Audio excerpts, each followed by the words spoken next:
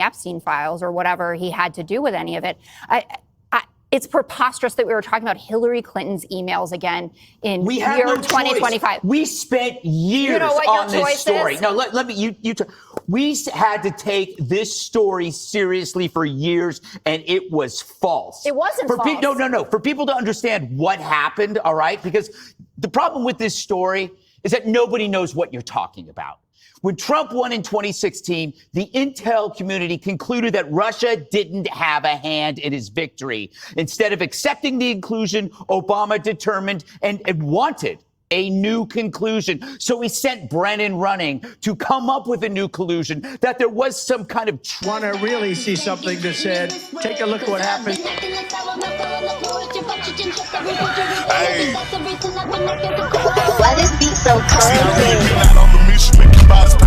We will make America proud again. And you try to kill our we will make America wealthy again. And yes, together, we will make America great again. Boy, oh boy, Greg just went off. I mean, snapped live on TV.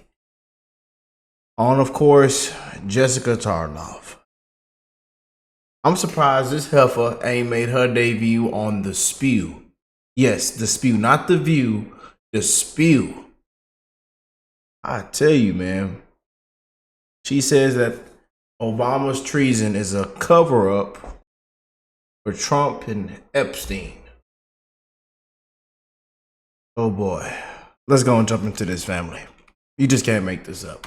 There is irrefutable evidence that detail how President Obama and his national security team directed the creation of an intelligence community assessment that they knew was false. They manufactured findings from shoddy sources.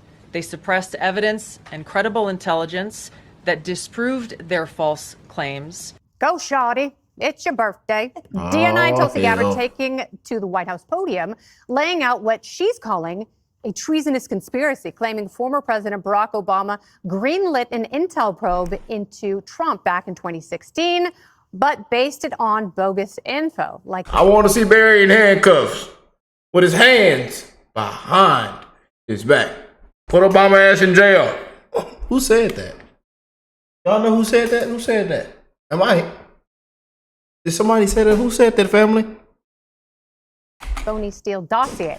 Director Gabbard says she's sent criminal referrals to the DOJ and FBI. And yes, Barry O is on the list. She's also pushing back on the narrative that Russia was rooting for Trump to win, pointing to a declassified House intel report that claims Moscow had compromising info on Hillary's health. Watch.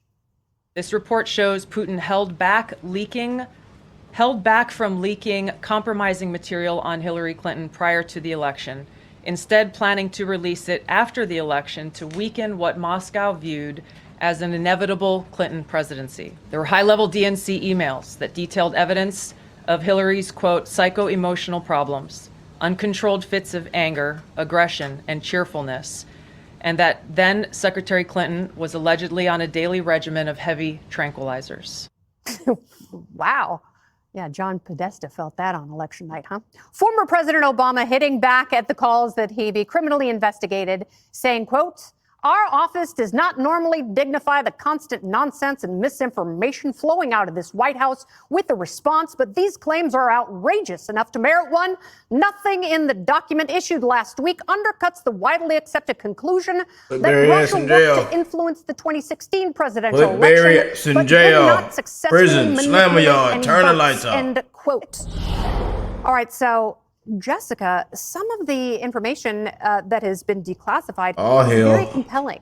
Really? Now, the Obama statement is making it look like, well, these were just some Discord QAnon chats. But when you have the former director of the CIA pushing back against high-level operatives within his agency, saying there is no there there, and he's like, let's find a there. Isn't that problematic enough for Obama and at least some in that realm to worry about? Oh, hell. No. I actually don't think that anybody is sweating any piece of this. First and foremost, Barack Obama now has immunity for every single thing that he ever did, because that's how Trump wanted it, and the same thing will apply to him. So, end of story. Kelly O'Donnell asked about this in the press briefing room. Caroline Leavitt was unprepared for that question. She should read up on all the things. What the hell? We got mug shots, and they walked Trump out and went through his wife's panty drawer. They opened up Barron's closet. What? I'm telling y'all, this heifer need to go sit on the up with them cackling hands on the spew. She need to take her butt over there to the spew. I tell you, sitting here with looking like a piece of bubble gum. I tell you, this heifer here. They ought to walk this heifer out in handcuffs. Things that Trump wanted. I am excited for, if it happens, it'll be primetime entertainment, the cage match between Tulsi Gabbard and Marco Rubio, because Marco Rubio was the lead senator on the bipartisan. I already knew she. It's like it's like you can read her like a stop sign. I already knew what she was gonna say. I knew she was gonna mention Marco Rubio and Tulsi Gabbard. I already seen it coming. And their report found Moscow's intent was to harm the Clinton campaign, help the Trump campaign after Trump became the presumptive nominee, and undermine the U.S. democratic process. That is the same thing also that Tulsi Gabbard spoke to when she was on Joe Rogan's podcast in 2018. There's also video footage of Barack Obama himself saying it, saying that no machines were altered. They did not hack the infrastructure, but they tried to do an influence campaign, which we have all acknowledged. Sometimes I think, like, what day is it? What year is it? Democrats? What? You said we've all acknowledged. Well, Marco Rubio, I believe, is a Republican, and he's one of the more important ones. He has 85 roles in the administration, and he was the lead Republican who found that as well. This is such old news. It's beyond comprehension that we're talking about, and I understand that this Epstein situation is very tricky for the administration, and day by day it gets worse and worse and worse. But they are pulling out all of the greatest hits to try to inflame the minds of their most, conspiracy theory addled base, so that they hear Brennan, Clapper, Obama, Hillary, and they get jail, prison, slammer yard, turn the lights out. Activated, and suddenly they won't be mad at Trump anymore for not releasing the Epstein files or whatever he had to do with any of it. It's preposterous that we were talking about Hillary Clinton's emails again in year 2025. We spent years on this story. No, let me you.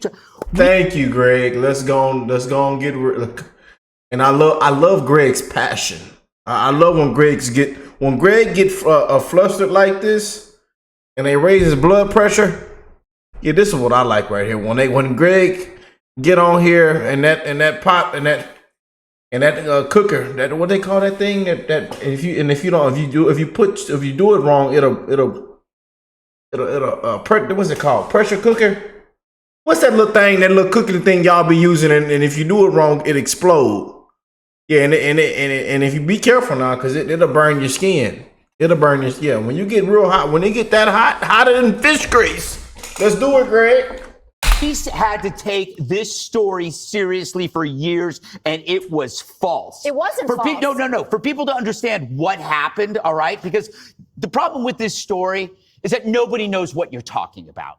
When Trump won in 2016, the intel community concluded that Russia didn't have a hand in his victory. Instead of accepting the inclusion, Obama determined and wanted a new conclusion. So he sent Brennan running to come up with a new conclusion, that there was some kind of trivial involvement that then they could feed out to the media. And coincidentally, dozens of news organizations said that Trump was in bed with Putin, and that somehow Brennan knew. Brennan knew. How did he know? Man. There was no proof. There was no proof. There was no proof. Why did Durham do nothing then? But no, let me finish. They amplified a false conclusion that Trump colluded with Russia in 2016. We had to spend years dealing with that. And now we're actually getting investigation, and you're saying, no, you know what? You guys should just move on. You guys should just move. You're saying the same effing thing about Biden's brain. You guys spent 4 years telling us that Joe Biden was fine. You covered up for an invalid. And then when we get the truth, it's like, oh, you know what? It's time. We got to look forward. We got to start talking about what's there. And you can bring up Epstein all you want. We, unlike Democrats, we can handle 2 things, 3 things, 4 things at once. We doesn't seem like it. Yeah, no. In fact, y'all didn't want to bring it up for the last couple of years, Democrats. Yeah. Have you been listening to the right lately? The right is more on top of Epstein than the Democrats are. The Democrats never cared about Epstein until they saw a political motivation. The right was into the Epstein story because women were being sex trafficked. We actually cared. But now you're like, ooh, Epstein, a political angle. Ooh, this is fantastic.